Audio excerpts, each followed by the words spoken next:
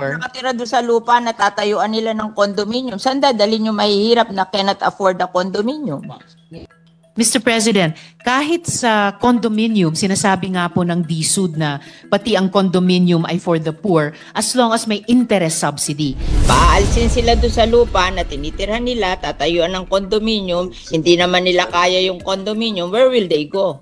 Sabi po ng Secretary ay kahit dun sa mga lupa na sa ngayon tinitirhan ng mga informal settlers, kung dun din magtatayo ng mga halimbawa medium-rise condominium, sila rin mismo ang titira doon. And why will you insist on building them condominiums when you can distribute the land to them 500 a month lang? Ang babayaran nila. Why will you insist on building condominium? Dahil kikita ka doon sa contractor ng condominium na may porsyento ka doon, kaya pinag-i-insist mo yung condominium. Ang priority po ng DSUD kasi hindi yung lupa lang. Gusto ng Secretary ay pag bumili ng lupa, magtatayo din po ng bahay in various forms. Kaya ako nagsasalita, I'm hearing it in the ground. Napaalisin sila dahil pinangangakuan sila ng condominium. Tapos tinanong ko, how will you pay for the condominium? Ang sabi nyo, mag-uutang sa Pag-ibig. Pag hindi sila napasa sa Pag-ibig, hindi sila pwedeng bumili ng condominium. O where will they go? I'm telling you. Kasi I know how to build condominium, so I know that they cannot afford that. Ang ayoko lang naman, mawalan sila ng opportunity to have land. O kung hindi nila kaya ang condominium, give them the opportunity to own the land and let them build houses in the future. Senator Cynthia Villar, I think, Yes, Mr. interested in our topic, bakit naunahan ng wage earners ang homeless, Mr. President. Mr. President? Okay. Yes. Sige, ma'am. I'm giving way. Mr. President, the target market is the poor and the homeless, di ba? Of the should. It's not the middle class. Can I get an answer from that? Kasi yung binasang mandate ni Senate Minority Pro Leader, it says that yung mandate nyo is for the homeless and the poor. Yes, Mr. President, good gentlewoman. And that is why sa existing budget ng NHA, meron nga din pong 1 billion pesos para sundin ang utos dun sa Mandamus at isa pang 1 billion pesos para sa housing for victim survivors of calamity. So, total of 2 billion sa NHA budget para pa lang sa dalawang programang yon. That's for the middle class. That's not for the poor.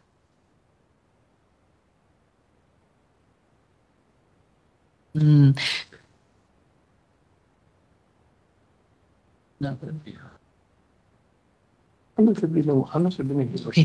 Ito pong government funds heavily subsidizing yung housing programs for the poor. Kaya in the magnitude of billions of pesos. Yun namang pong disenyong... Sabi mo, wala sa budget. Isusingit pa lang sa budget, pero ang priority would be the condominium. Na sinasabi mo, 3.2 million units by 2028. Yun ang question ko sa DSUD. Bakit pinaprioritize yung middle class when your mandate is to help the poor and the homeless? Yung pong binanggit ko, Mr. President, na mga ipopropose pa lamang ng DSUD na public rental housing at saka yung dalawa pa. Bukod po doon, yung existing na pinagkakagastosan ng gaan ng NHA. Why are you prioritizing the 3.2 million condominium for the middle class when your mandate is to help the poor and the homeless? Dapat yun ang first priority. In fact, that is our problem in Las Piñas, that yung inyong condominium na pinopropose, it's not for the poor and the homeless, it's for the middle class. So why are we providing houses for the middle class? They can buy from others because they can afford it. Our priority should be the poor and the homeless. Kasi sa amin, sa Las Piñas, maraming poor and homeless na informal settler, that should be the priority, how to give them houses. Before kasi, yung aming CNP program, we're just giving land to the poor and the homeless. And they will try to save money to build their homes, better homes in the future. And ang amortization lang noon, 500 pesos a month. So they can afford it. The poor and the homeless, they can afford it. Even the tricycle driver and the mga nagtitinda sa palengke. But now, they are prioritizing condominium. Ang condominium, mahal. It's for the middle class. It's not for the poor. Tapos paaalisin nila doon sa lupa yung poor, lalagyan nila ng condominium. Saan nila dadalhin yung poor? That's Mr. our Pres- experience in Las Piñas. So I'm telling the secretary what is our experience in Las Piñas. Yes, Mr. President. Nakikinig mabuti ang Secretary sa inputs ng ating mga colleagues sa bawat locality natin kasi lahat yan pag pinagsama-sama really give us the national situation sa housing na sinusubukang tugunan ng department. I think what the department is trying to do, Mr. President, good gentlewoman, ay sabay na trabahuin ito with government funds, prioritizing housing for the poor. Nakatira doon sa lupa, natatayuan nila ng condominium. Saan dadalhin yung mahihirap na cannot afford the condominium? Mr. President, kahit sa condominium, sinasabi nga po ng DSUD na pati ang condominium ay for the poor as long as may interest subsidy. So sinusubukan po ng department mag-innovate sa mga 4,000 programa. a month. Hindi daw po, Mr. President, but I'll get the updated figure on Yun that. ang pinopromote nila, 4,000 a month. Mr. President, what I'm hearing here is it is 2,600 a month, so Okay. not 4,000 pesos. Can afford 2,600 a month when they're earning only below 500 a day. Kasi ang kino-question ko is yung model na condominium. Mahal ang condominium eh. So, it's not for the poor and the homeless. So, Mr. President, sa ini-evolve na programang 4PH ng department, bukod pa po dun sa pinag-uusapan natin kaninang government subsidy, may nauna ng proposal na interest subsidy para dun po sa mga mahihirap na mag-elect tumira dun sa mga condominium na yon or mga medium rise na iyon. At meron din pong proposed na amortization subsidy in partnership sa LGUs. Kasi ang amortization, pag lupa lang ang binigay mo, 500 pesos a month. Yan ang experience namin sa Las Piñas. Now, pag condominium, magkano?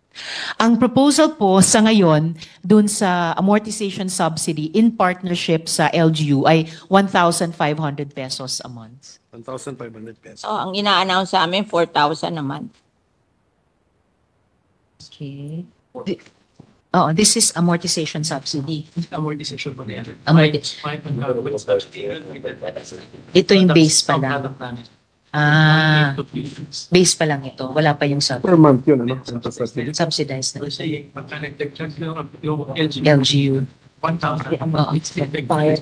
I just want the should to reconsider their condominium concept for the poor. Kasi parang hindi kaya ng mga mahihirap sa amin. Paalisin sila doon sa lupa na tinitirhan nila, tatayuan ng condominium, hindi naman nila kaya yung condominium, where will they go?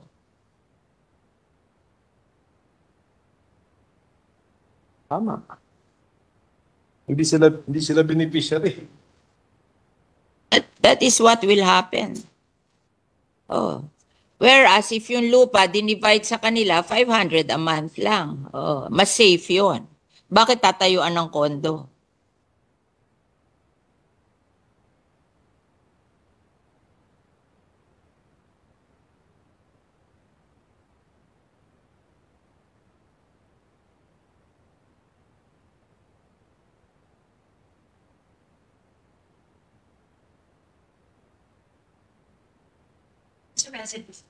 Mr. President, ang sinasabi po ng Secretary ay kahit dun sa mga lupa na sa ngayon tinitirhan ng mga informal settlers, kung dun din magtatayo ng mga halimbawa medium-rise condominium, sila rin mismo ang titira doon. So it's in Hindi nga nila obedience pa rin. ma-afford That's where this comes in, Mr. President, na Afford eh.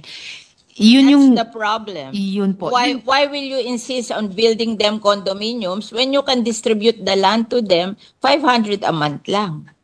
Ang babayaran nila. Why will you insist on building condominium? Dahil kikita ka do sa contractor ng condominium.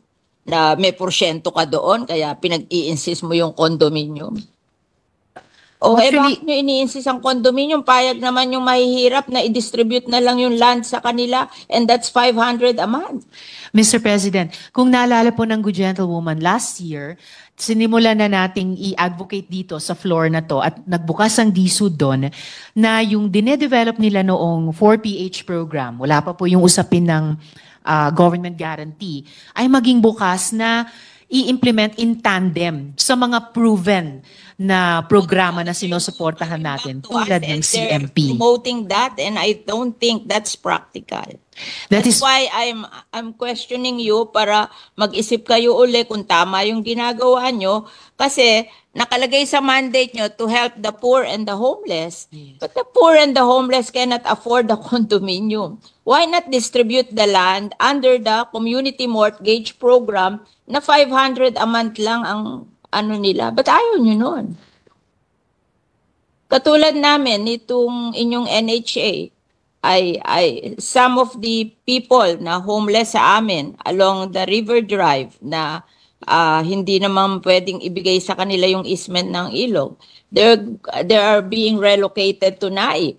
Ang ano doon, no down payment, 700 ang hulog, townhouse. O mas better pa yon kesa magtayo ka ng condominium sa Las Piñas tapos hindi naman ma-afford ng mga tao. Saan mo dadalhin yung mga tao? O paaalisin nyo doon sa lupa, tatayuan nyo ng kondo, saan nyo dadalhin yung hindi kayang magbayad sa kondo? O, di homeless na naman yon.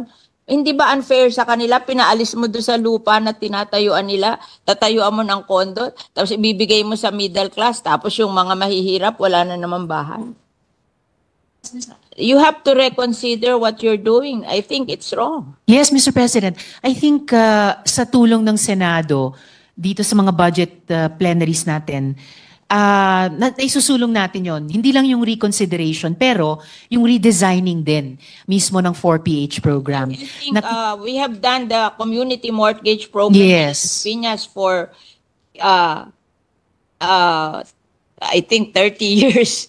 And it's very successful. We just give them the land. They don't want the condominium. They just want to have a land to build their houses on. And if they cannot build nice houses today, they'll just try to earn so that in the future they can build houses in the land. But what they want is the land. That they will not be hindi sila magigibado sa land where they are staying now, and they're willing to pay for the land. Why don't we do that? Why do we have to build condominiums on their lands which they cannot afford? Yes, Mr. President. If I may, I think napakalawak ng suporta nating mga senador sa CMP, for example. And dahil paulit-ulit natin ini-impress yun sa DSUD, kaya rin makikita po natin historically, sa budget na nire-request nila sa GAA, ang lakas po ng hinihinging suporta para sana halimbawa sa CMP. Pero kakaunti lang po ang actually na naibibigay mula sa DBM hanggang sa final na GAA. Halimbawa po mula 2016, nag-propose ng funding ng, this is 1 billion, right?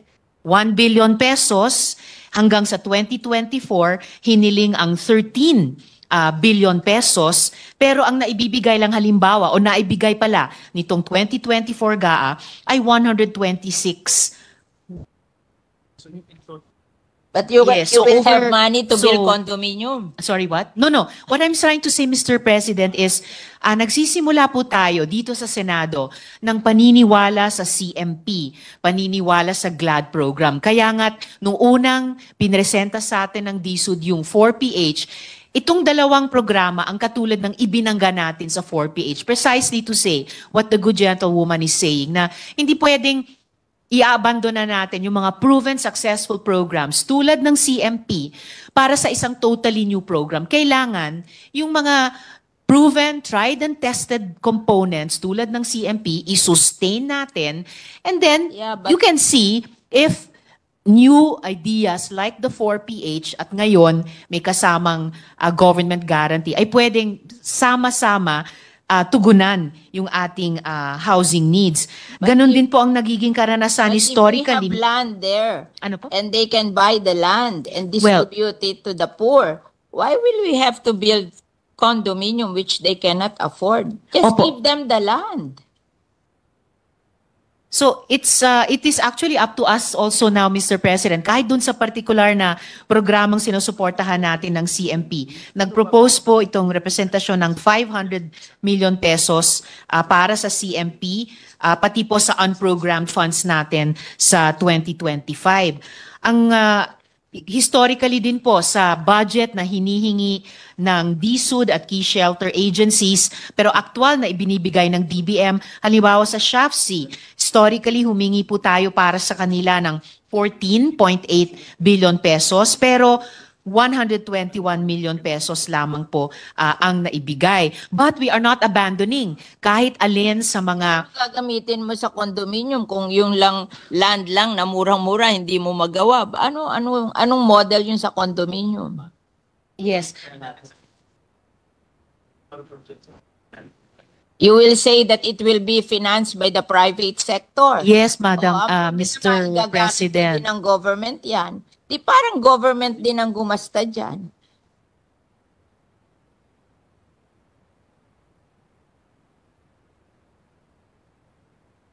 Kasi kami, in Las Piñas, we're very successful sa CMP program. The poor can afford that. Why are we abandoning it at gusto natin tayuan ng condominium when it's more affordable for the poor? Mr. President, if I may make a few more points of record para lang makompleto din itong discussion namin ng good gentlewoman. Ang priority po ng DSUD kasi hindi yung lupa lang. Gusto ng Secretary ay pag bumili ng lupa, magtatayo din po ng bahay in various forms. Yung forms na gusto natin sa CMP, sa GLAD program ng SHAFC, and ang tinetest natin ay kung pwedeng i-complement yan nitong 4PH na may government guarantee. Condominium kung kanila. Kaso kukunin nila yung lupa ng mga informal settler. Tatayuan nila ng condominium. Where will the informal settler go? Pero They that- cannot afford the condominium. Paaalisin nila doon. Saan nila dadalhin? Hindi po pa. Paaalisin eh. Ganun na ang pinopromote sa amin eh.